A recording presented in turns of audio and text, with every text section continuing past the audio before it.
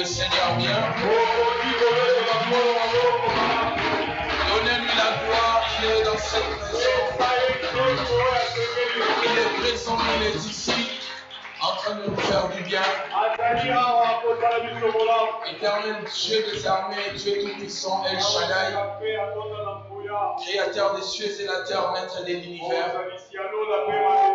Nous bénissons ton Seigneur pour ces grands programmes dont nous avons commencé depuis la semaine passée. Merci de manifester ta vie, ta force, ton esprit au milieu de nous. Par des délivrances spectaculaires, des signes de prodiges et de merveilles. Ainsi des guérisons.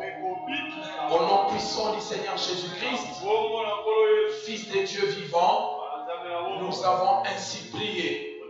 Quelqu'un me dit Amen 5 fois, comment? Amen, Amen, Amen, Amen, Amen. Nous acclamons le Seigneur et reprenez vos places.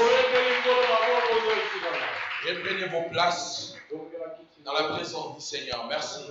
Que Dieu nous bénisse abondamment. Bienvenue à toutes les familles qui sont ici pour suivre ces programmes. À ceux qui sont à l'intérieur et à ceux qui sont à l'extérieur. Que le nom du Seigneur soit béni. Ça prouve de grandes choses que le Seigneur est en train de faire au milieu de nous. Et ainsi, c'est qu'il accomplira les 25 dans la nuit de merveilles et de témoignages.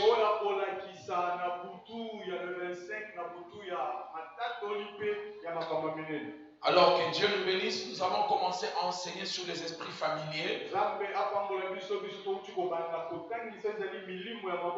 Nous avons parlé des esprits de femmes et de maris de nuit.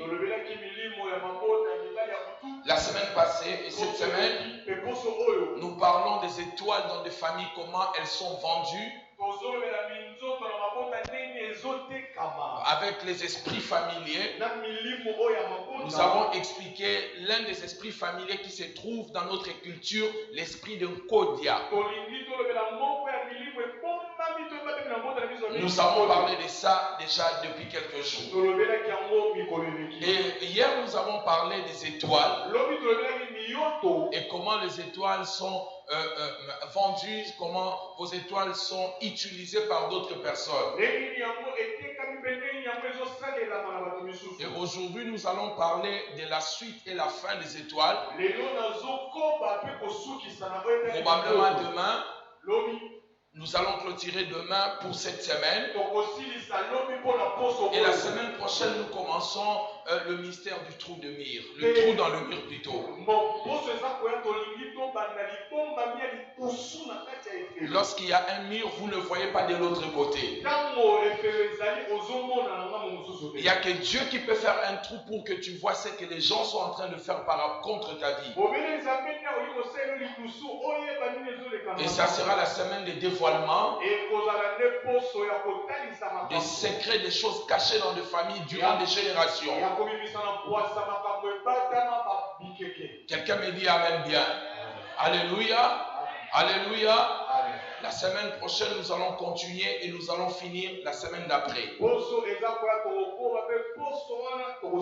Et la semaine prochaine, ça sera glorieux. La dernière semaine, nous allons prier pour tous les corps étrangers dans le corps des hommes. Et tout ce que Dieu n'a pas planté en vous sortira d'elle-même. Au nom de Jésus-Christ. Amen, amen. Alors je vous invite à lire des textes de la Bible avec moi. Nous lirons Genèse chapitre 27 et nous lirons Matthieu chapitre 2. Et après nous allons prier sérieusement.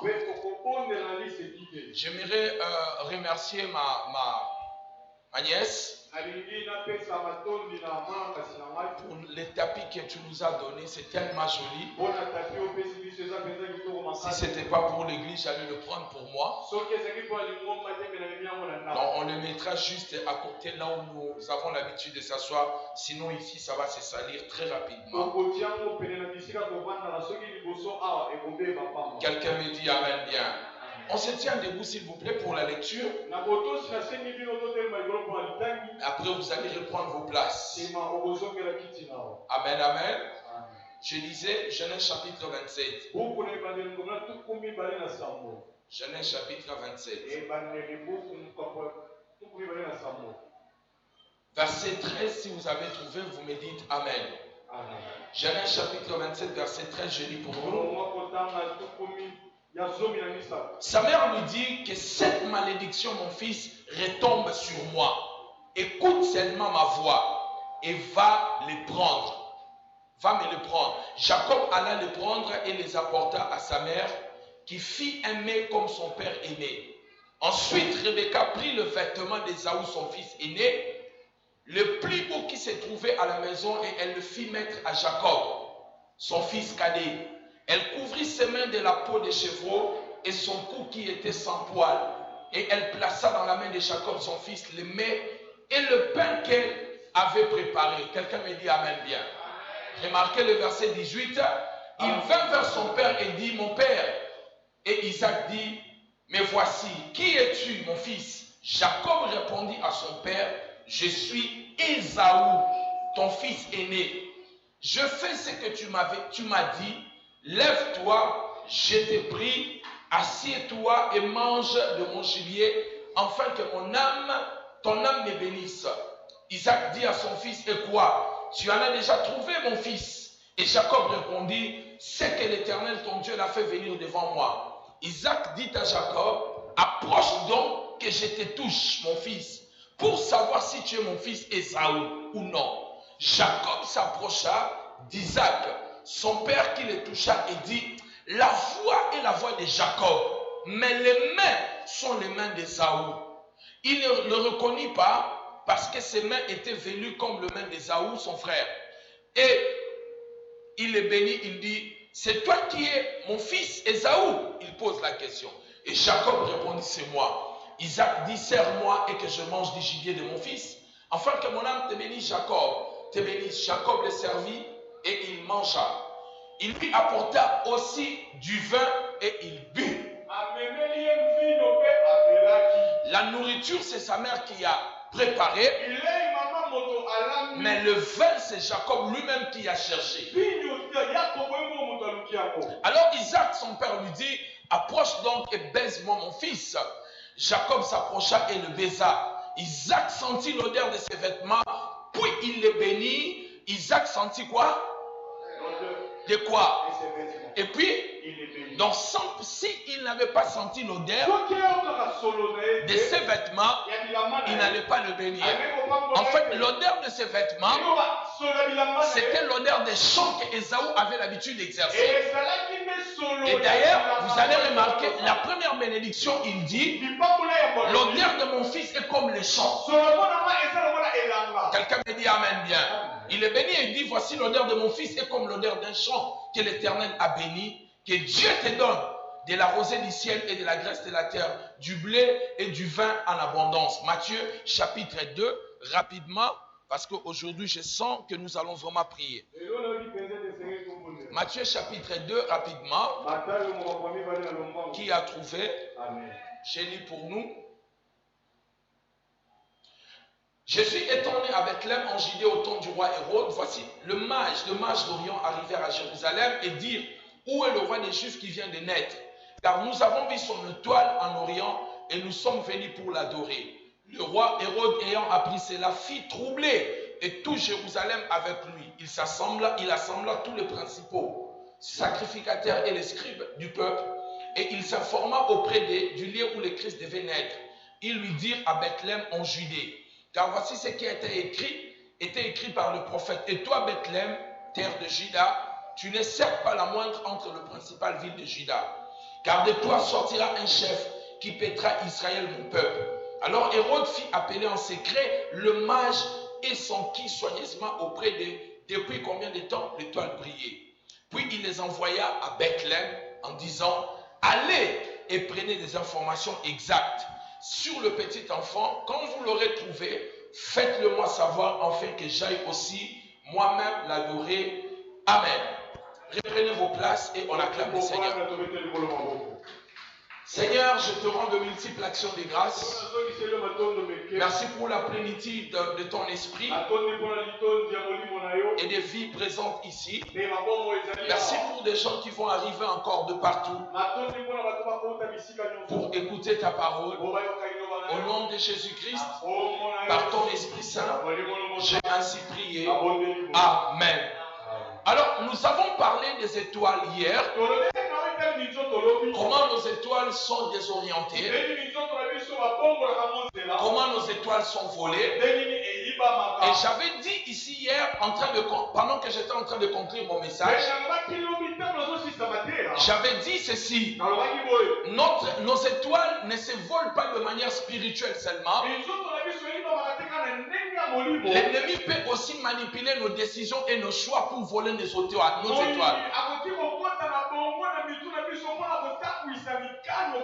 J'avais donné l'exemple d'une fille. Cette fille, elle avait 14 ans, elle était très intelligente. Elle était très intelligente. Elle avait un avenir glorieux. Et tout le monde savait que cette fille va devenir une grande personnalité. Son papa était un grand professeur à l'université. Et il a pris un répétiteur. Et cet homme était un homme d'un certain âge. Il a commencé à aider cette fille à étudier. Cette fille faisait les 95%, 97%. 97, 95. Elle était tellement intelligente. Et le diable est entré à travers ses répétiteurs. Le répétiteur a commencé à porter des biscuits et des bonbons pour que cette fille puisse l'aimer. En fin de compte, cet homme d'un certain âge, il a couché avec cette petite fille à l'âge de 16 ans. Cette fille est tombée enceinte. Lorsqu'elle est tombée enceinte, son papa était tellement énervé. C'était un grand monsieur. C'était une humiliation pour sa famille. Il a fait arrêter ses répétiteurs. Et il a attendu jusqu'à la naissance de son petit-fils. Et bien avant, il a commencé à faire des démarches. Et le jour de la naissance de sa fille accouchée, on dit qu'il a commencé à faire des 100 pas dans l'hôpital, en train de prier. Quand sa fille a accouché, il a demandé au docteur d'amener sa fille à l'hôpital. Entre-temps, il avait commencé à faire des démarches pour que sa fille voyage. Et quand les démarches ont fini, lui et sa femme, ils ont récupéré l'enfant. Et cette fille de 16 ans a été envoyée directement aux États-Unis. Elle est partie étudier là-bas. Elle a fini ses études. Elle a distingué. Elle est devenue professeure aux États-Unis. En cadre aux États-Unis. Qu'est-ce qui s'est passé? Satan voulait voler l'étoile de cette fille. Si le papa n'était pas un homme de prière, qu'est-ce qu'il allait faire? Il allait prendre sa fille, aller le laisser chez ce monsieur-là, et ce monsieur allait le faire plusieurs enfants, et l'avenir de cette petite fille allait se briser. Beaucoup de jeunes filles, on les a engrossées très tôt. Ce n'est pas vous-même. Le diable savait ce que vous allez devenir. Dans quel mariage tu allais vite entrer? Et il savait que ta vie allait changer la vie de plusieurs personnes.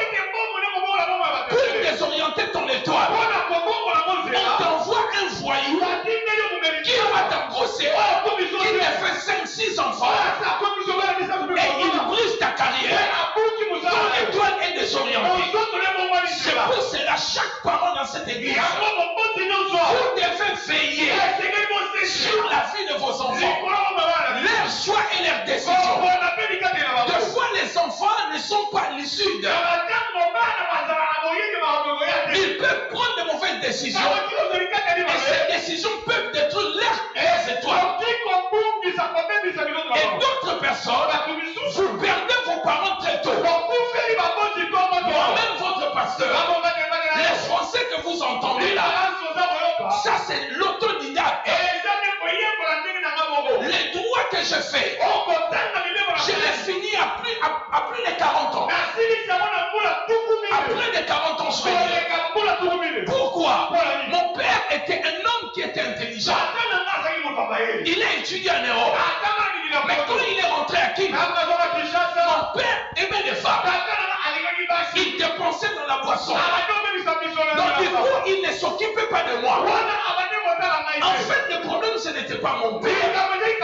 Mais le problème, c'était ma destinée. J'étais un garçon très intelligent, très brillant. Mais personne pour payer mes études. C'est le diable qui a voulu que ça soit ainsi. Pour que je ne termine pas mes études. Afin que mon étoile ne brille pas. Gloire à Dieu. Parce que j'avais connu Dieu très tôt. Combien de gens qui étaient en train de grandir, nous tous on était en train de prédire. Nous étions en train de prédire, de dire que cet homme sera un grand homme, cette fille sera une grande dame. Mais vous le rencontrez après 10 ans, ou après 20 ans, il est où elle est nulle part. Donc vous-même vous êtes étonné. Mais qu'est-ce qui t'est arrivé? Mais quand tu étais intelligent, on a volé son étoile. On a désorienté son étoile. Mais je parle dans le nom de Jésus. Pour toute personne qui est ici, ton étoile ne sera pas volée. Ton étoile ne sera pas désorientée.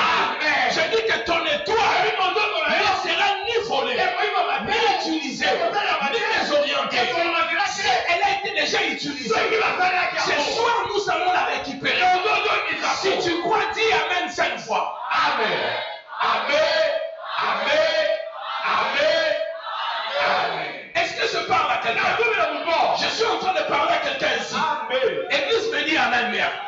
Est-ce que l'église peut me dire Amen? Comprenez mes bien-aimés dans le Seigneur. L'ennemi peut désorienter votre toile. Laissez-moi aller aujourd'hui dans la profondeur. Dans la Bible, nous avons vu une personne qu'on appelait Esther. Ses parents sont morts très tôt. Mais lorsqu'elle était née, le nom qu'on lui avait donné, il voulait simplement dire étoile. Mais qu'est-ce qui s'est passé?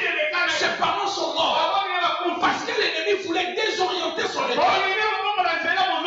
Voulait désorienter son étoile. Heureusement, elle avait un oncle qu'on appelait Mardoché. Mardoché l'a aidé pour devenir reine.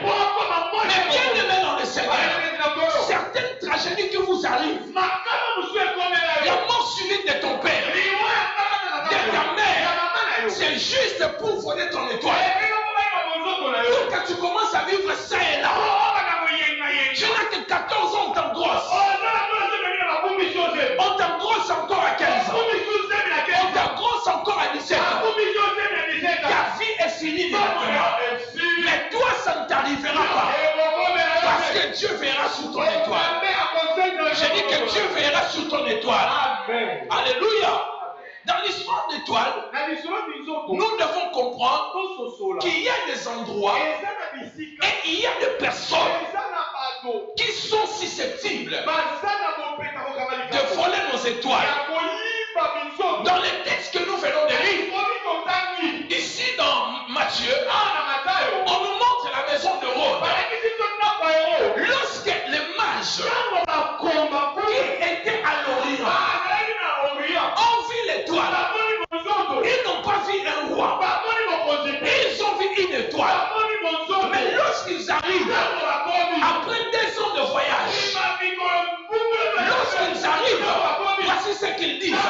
Où est le roi des Juifs? Au lieu de chercher l'étoile, et ils cherchent le roi. L'étoile était en train de définir la vie de cet homme-là. Votre étoile définit qui vous serez. l'étoile, mais ils ont cherché le roi. À cette époque-là, ils n'avaient pas encore fait le miracle. Ils n'avaient même pas multiplié le pain. Ni changé de nom, ni guéri les malades. Ils n'avaient pas la couronne. Mais ils sont dit, où est le roi des choses? C'est que vous ne savez pas. Les jours où tu étais né, les gens sont venus des catacombes. Les gens sont venus de Louos. Il y a eu une délégation de gens qui ont quitté les villages les jours de ta naissance juste pour fêter. Ils n'étaient pas venus fêter. Ils savaient qu'il y a une étoile qui est venue dans la famille. Le but d'une étoile, c'est pour éclairer toutes les familles qui sont dans les ténèbres, dans la sorcellerie. Lorsqu'une étoile entre, les mêmes sorciers vont combattre cette étoile pour que la famille ne soit pas éclairée. Mais toi, ton étoile va éclairer ta famille. J'ai dit qu'elle va éclairer ta famille. J'ai dit qu'elle va éclairer ta famille. J'ai dit qu'elle va éclairer ta famille. Personne ne pourra éteindre ton étoile. Si tu crois, dis Amen. Nous voyons la maison de Rome. Lorsque le mage arrive, il suivait l'étoile. Au-dessus de l'étoile était là. Mais dès que les mages sont entrés dans la maison de Rome, l'étoile a disparu. On ne voyait plus l'étoile. Pourquoi?